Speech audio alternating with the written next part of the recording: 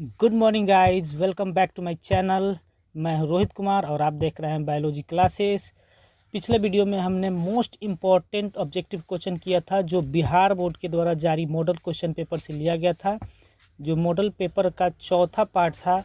और आज हम उसी का अगला पार्ट करने वाले हैं। यदि आप पिछला वीडियो नहीं देखे हैं तो कृपया पिछला वीडियो जाके ज़रूर देखें।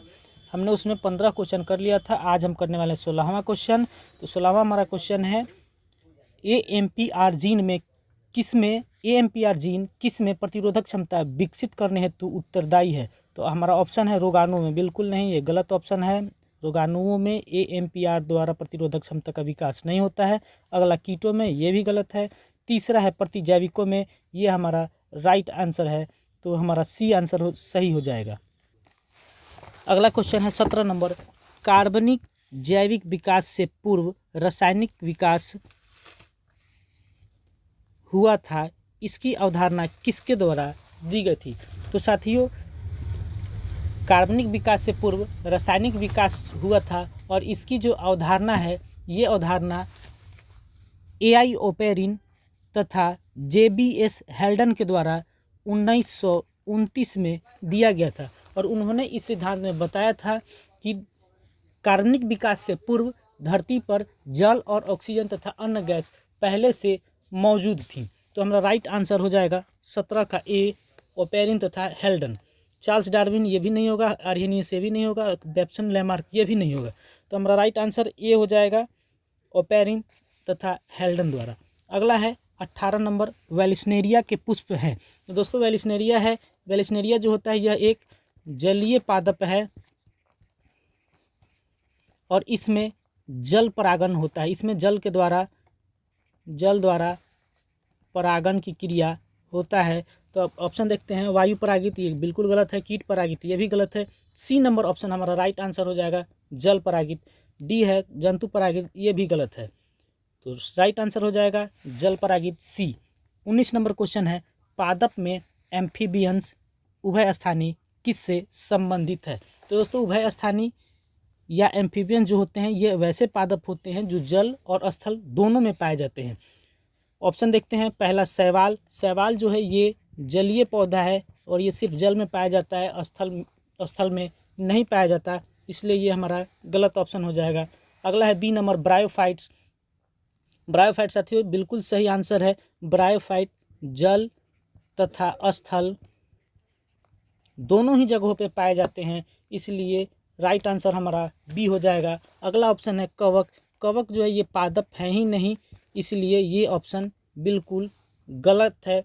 अगला है टेरिडोफाइट। दोस्तों टेरिडोफाइट्स जो होता है ये स्थलीय पादप है, इसलिए ये भी नहीं होगा और हमारा राइट आंसर हो जाएगा ब्रायोफाइट्स, बी। अगला क्वेश्चन है बी, 20 नंबर, बी लिम्फोसाइट का निर्माण कहाँ होता है। तो दोस्तों बी लिम्फोसाइट का निर्माण जो है ये अस्थि मज्जा में होता है। दोस्तों बी लिम्फोसाइट जो होते हैं ये दो प्रकार के होते हैं और ये एक प्रकार का लसीकाणु होता है। ये श्वेत रक्त कण होते हैं। ये जो लिम्फोसाइट होते हैं ये दो प्रकार के होते हैं, टी लिम्फोसाइट तथा बी लिम्फोसाइट। इसमें जो बी लिम्फोसाइट है वो अस्थि मज्जा में बनता है तथा जो टी लिम्फोसाइट है वो थाइमस में बनता है। तो हमसे यहाँ बी लिम्फोसाइट पूछा जा रहा है, तो राइट आंसर हमारा अस्थि मज्जा हो जाएगा। थाइमस नहीं होगा, रक्त में नहीं होगा, लसिका लिम्फ में भी नहीं होगा, तो राइट आंसर हमारा ए होगा। अगला क्वेश्चन है 21, अफीम किससे प्राप्त होता है। दोस्तों अफीम जो है ये पेपेवर सेमनीफेरम से प्राप्त होता है। इसका दूसरा नाम पॉपी है। पेपेवर सेमनीफेरम का दूसरा नाम पॉपी है। अगला ऑप्शन है हमारा एजिथरल कोका। दूसरा ऑप्शन है एजिथरल कोका। एजिथ्रोजाइलम कोका से दोस्तों कोकीन की प्राप्ति होती है, तो ये आंसर बिल्कुल गलत है। अफीम की प्राप्ति पेपेवर या पॉपी से होता है।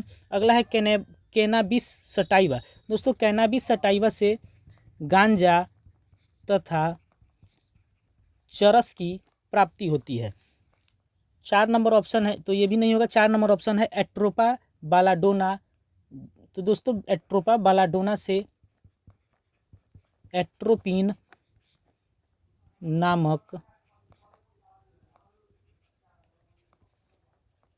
एल्केलाइड्स प्राप्त किया जाता है, तो ये भी ऑप्शन हमारा गलत है, हमारा राइट ऑप्शन हो जाएगा पेपेवर सैमनीफेरम या पॉपी। अगला क्वेश्चन देखते हैं। अगला है ऐच्छिक जीन के बहुलीकरण हेतु किसका उपयोग कर सकते हैं। तो दोस्तों ऐच्छिक जीन के बहुलीकरण के लिए हम PCR का उपयोग करते हैं। ऑप्शन हमारा पहला है MMR का। तो दोस्तों MMR जो होता है ये मिसेल्स मप्स एंड रूबेला वायरस होता है। ये मिसेल्स मप्स एंड रूबेला का टीका होता है जो टीकाकरण से संबंधित है। अतः ये पहला ऑप्शन हमारा नहीं होगा। दूसरा PCR पॉलीमरेज चैन रिएक्शन जो कि सही आंसर है। तीसरा है MRI एक प्रकार का जांच है, तो ये भी गलत हो जाएगा। चौथा इनमें सभी ये भी गलत हो जाएगा, तो हमारा राइट आंसर हो जाएगा PCR। अगला क्वेश्चन 23 नंबर है युग्मक सामान्यतः किस प्रकार के होते हैं। तो दोस्तों युग्मक जो सामान्यतः होते हैं ये हैप्लोटाइड होते हैं, एक गुणक होते हैं, बाकी सारा गलत हो जाएगा। राइट आंसर हमारा ए हो जाएगा हैप्लोटाइड। 24 नंबर क्वेश्चन है पिसिकल्चर या मत्स्य पालन किससे संबंधित है। तो दोस्तों पिसिकल्चर या मत्स्य पालन जो है ये जलीय पौधों से संबंधित नहीं है, ये जलीय जंतुओं से संबंधित है। तो राइट आंसर इसका हो जाएगा बी, जलीय जंतुओं से। रेशम कीट नहीं होगा, लाह के कीट ये भी नहीं होगा। अगला क्वेश्चन है 25 नंबर F2 संतति की बाह्य लक्षणी अनुपात अपूर्ण प्रभावी स्थिति में क्या होगी। तो दोस्तों यहाँ अपूर्ण प्रभाविता पूछ रहा है, सामान्य जो क्रॉसिंग होते हैं उसके बारे में नहीं पूछ रहा है, अपूर्ण प्रभाविता पूछ रहा है। तो दोस्तों F2 संतति की बाह्य लक्षणी अनुपात अपूर्ण प्रभाविता की स्थिति में जो होता है वो 2:2 होता है। तो राइट आंसर इसका बी हो जाएगा। 26 नंबर क्वेश्चन देखते हैं जैव रिएक्टर अनुकूलतम परिस्थिति में क्या निर्माण करता है। तो दोस्तों ऑप्शन देखते हैं पहला उत्पादक। जो दोस्तों जैव रिएक्टर जो होता है यह एक धातु का बना बड़ा सा पात्र होता है जिसके अंदर हम खाद्य सामग्रियों को डालकर और उसमें बैक्टीरिया डालकर फर्मेंट करते हैं। फर्मेंट करने के बाद उससे उत्पाद बनाया जाता है। तो इसमें उत्पादक भी होते हैं, जीव भी बनाए जाते हैं, सूक्ष्म जीव वगैरह का उत्पादन किया जाता है, माध्यम भी होता है। मतलब ये डी आंसर इसका सही हो जाएगा, ये सभी। अगला क्वेश्चन देखते हैं 27 नंबर ताइचुंग इनमें से किसकी किस्म है। तो दोस्तों ताइचुंग जो है ये धान की एक प्रकार की किस्म है, तो सही आंसर हमारा ए हो जाएगा, धान की। अगला क्वेश्चन 28 नंबर गर्भाशय किससे संबंधित है। ऑप्शन देखते हैं। पहला ऑप्शन है नर जननतंत्र से। नर जननतंत्र में गर्भाशय नहीं होता है, तो ये गलत आंसर है। बी नंबर है मादा स्त्री जननतंत्र से, बिल्कुल सही है। मादा स्त्री गर्भाशय जो है मादा स्त्री जननतंत्र से संबंधित है। तीसरा ऑप्शन है पादप जननतंत्र से, गलत है। चौथा इनमें सभी ये भी गलत है, तो हमारा राइट आंसर बी हो जाएगा, मादा स्त्री जननतंत्र से। अगला क्वेश्चन 29 नंबर देखते हैं इनमें से कौन सी गलत जोड़ी है। ऑप्शन है हमारा गुआनिन साइटोसिन।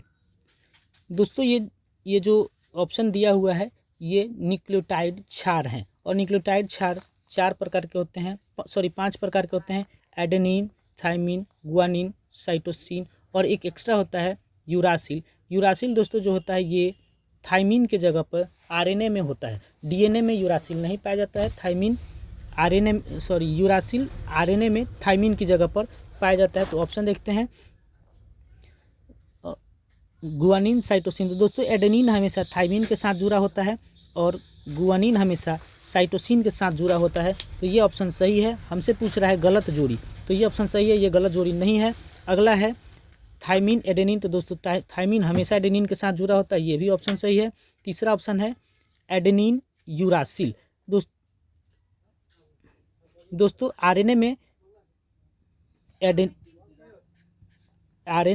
एडेनिन के जगह आरएनए में थाइमिन की जगह यूरासिल होता है, तो ए हमेशा टी से जुड़ा होता है, तो थाइमिन बदल जाएगा यूरासिल में, तो ए की जगह यू आ जाएगा, तो ये भी सही है। अगला है थायमीन यूरासिल। तो साथ ही ये हमारा जो है ये गलत जोड़ा है, थायमीन यूरासिल ये एक साथ नहीं हो सकता है। अगला ऑप्शन है चरण समुदाय किस क्षेत्र में पाया जाता है। तो दोस्तों चरण समुदाय जो है ये अनुक्रमण से लिया गया क्वेश्चन है। अनुक्रमण जो होता है ये चरम अवस्था पर होता है और ये हमेशा संतुलित क्षेत्रों में होता है, संक्रामक क्षेत्र में नहीं होता, नग्न भूमि में भी नहीं होता है, इनमें से कोई नहीं, ये भी नहीं होता। तो राइट आंसर हमारा ए हो जाएगा। अगला है 31, डीएनए सांचे पर आरएनए के निर्माण को क्या कहते हैं। तो साथियों जब भी प्रोटीन संश्लेषण होता है तो सबसे पहले डीएनए का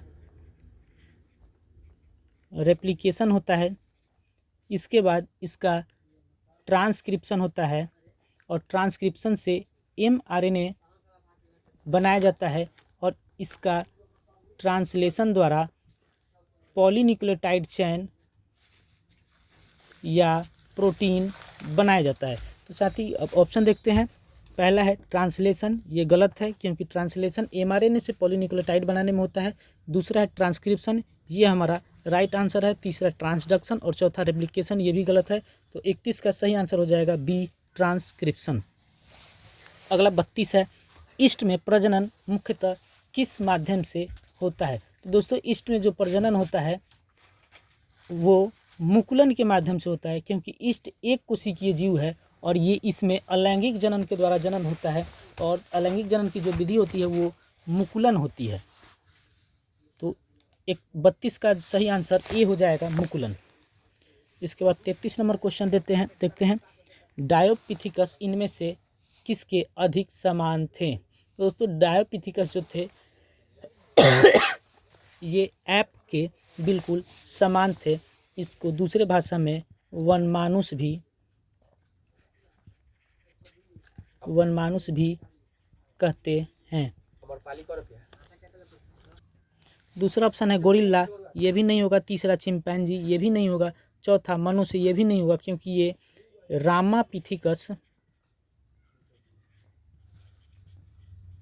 रामापिथिकस के अधिक समान थे। तो हमारा राइट आंसर ए हो जाएगा, ऐप के या वनमानुष के। अगला 34 नंबर, क्षय रोग का संक्रमण मुख्यतः किसके द्वारा होता है। तो दोस्तों क्षय रोग जो है ये जीवाणु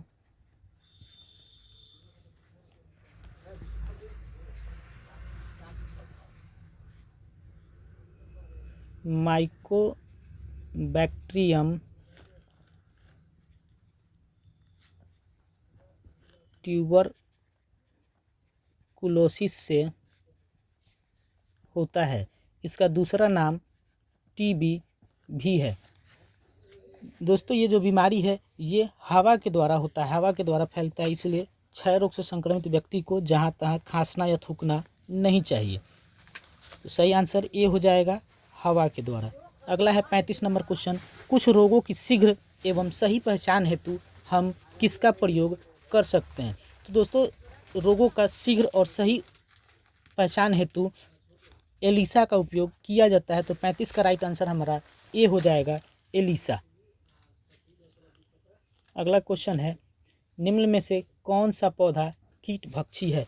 वैसे पौधे जो कीटों का भक्षण करते हैं ऐसे पौधे को कीटभक्षी कहते हैं या मांसाहारी पौधे कहते हैं। ऑप्शन देखते हैं। हमारा पहला ऑप्शन है ड्रोसेरा। दोस्तों ड्रोसेरा जो है ये मांसाहारी पौधा है या ये कीटभक्षी पौधा है। दूसरा नेफेंथिस, दोस्तों नेफेंथिस या नेफेंथिस खासियाना ये भी कीटभक्षी पौधा है। तो दोनों ही ऑप्शन हमारे सही हैं। तीसरा ऑप्शन है ए और बी दोनों, जी हाँ ये सही आंसर हो जाएगा, ए और बी दोनों ही हमारे सही आंसर है। तो 36 का आंसर सी हो जाएगा, ड्रोसेरा नेफेंथिस दोनों ही क्या है, कीटभक्षी पौधे हैं। अगला 37 नंबर है, निम्नलिखित में से कौन सी उभयलिंगी प्राणी है। ऑप्शन देखते हैं दोस्तों। मुर्गी ये उभयलिंगी नहीं है, ये एक लिंगी प्राणी है, तो ये ऑप्शन गलत हो जाएगा। दूसरा सांप भी एक लिंगी प्राणी है, तो ये भी गलत हो जाएगा। तीसरा है ए और बी दोस्तों ये भी गलत हो जाएगा क्योंकि इन दोनों में से कोई भी उभयलिंगी प्राणी नहीं है। चौथा ऑप्शन है केचुआ। दोस्तों केचुआ उभयलिंगी प्राणी होता है, इसके एक ही शरीर पे नर और मादा दोनों जनन अंग पाए जाते हैं, इसलिए 37 का सही आंसर डी हो जाएगा, केचुआ। अगला क्वेश्चन देखते हैं, क्लोरेला निम्न में से क्या है। दोस्तों क्लोरेला जो है ये एक कोशिकीय हरा शैवाल है और ऑप्शन देखते हैं इसका, पहला ही ऑप्शन है शैवाल। तो दोस्तों ये हमारा राइट आंसर हो जाएगा शैवाल। क्लोरेला जीवाणु नहीं है, प्रोटोजोआ नहीं है, एकल कोशिका प्रोटीन भी नहीं है, तो हमारा 38 का राइट आंसर ए हो जाएगा शैवाल। 39 नंबर क्वेश्चन है, क्राइजीन बाल कृमि से किस फसल को बचाता है। तो दोस्तों क्राइजीन जो होता है ये बीटी यानी कि बैसिलस थुरिंजिएसिस में पाया जाता है और ये कपास के फसल को बचाता है, कपास के फूल को कीटों को खाने से बचाता है। अगला ऑप्शन है चाय में नहीं उपयोग होता है, आम में भी नहीं उपयोग होता है, गेहूं में भी नहीं उपयोग होता है, तो इसका राइट आंसर ए हो जाएगा कपास। अगला क्वेश्चन है दोस्तों 40 नंबर, निम्नलिखित में से डीएनए में कौन से प्यूरिन बेस होते हैं। तो ऑप्शन देखते हैं, एडेनिन साइटोसिन, बिल्कुल गलत है, एडेनिन के साथ साइटोसिन तो होता ही नहीं है और ये दोनों ही अलग अलग है। दूसरा ऑप्शन है एडेनिन गुआनिन, दोस्तों ये हमारा बिल्कुल सही आंसर है। एडेनिन और गुआनिन जो है ये प्यूरिन बेस हैं और साइटोसिन और थाइमिन जो है ये पायरिमिडीन बेस है, तो ये नहीं होगा। हमसे प्यूरिन बेस पूछा जा रहा है, तो राइट आंसर सी हो जाएगा एडेनिन और गुआनिन। अगला है 41, कैंसर किस कारण से होता है। तो दोस्तों कैंसर जो है ये ऑन्कोजीन के द्वारा गलत सूचनाओं के देने से कोशिकाओं में अनियंत्रित वृद्धि होती है, जिस स्थिति को कैंसर या ट्यूमर कहते हैं और इसके अध्ययन को ऑन्कोलॉजी कहते हैं। तो राइट आंसर हमारा हो जाएगा बी, ऑन्कोजीन द्वारा। अगला क्वेश्चन है, सूक्ष्म प्रजनन में क्या संभव है।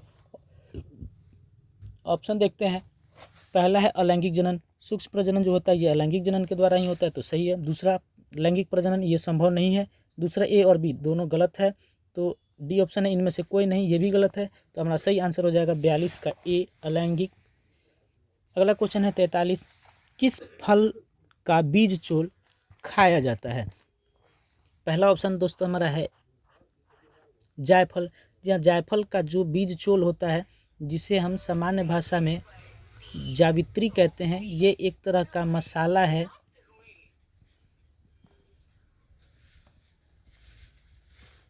जिसका उपयोग गरम मसालों के रूप में किया जाता है, तो जायफल का जो बीज चोल होता है ये खाया जाता है।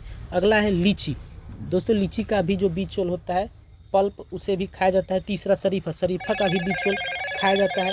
और हमारा अगला है इनमें से कोई नहीं, तो ये भी ऑप्शन हमारा इनमें से सभी, तो दोस्तों ये ऑप्शन सही है, तो 43 का जो आंसर हो जाएगा ये डी राइट आंसर होगा। अगला क्वेश्चन 44 नंबर है, SO2 प्रदूषण का सूचक है। पहला शैवाल, नहीं होगा, शैवाल किसी भी तरह का सूचक नहीं होता है। अगला है लाइकेन, ये हमारा राइट आंसर है। लाइकेन जो होता है पर्यावरण या जैवीय सूचक होता है और ये SO2 प्रदूषण का सूचक होता है, तो हमारा राइट आंसर हो जाएगा बी।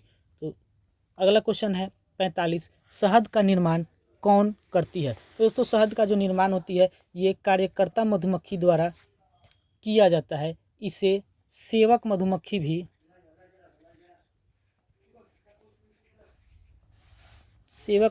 भी कहते हैं।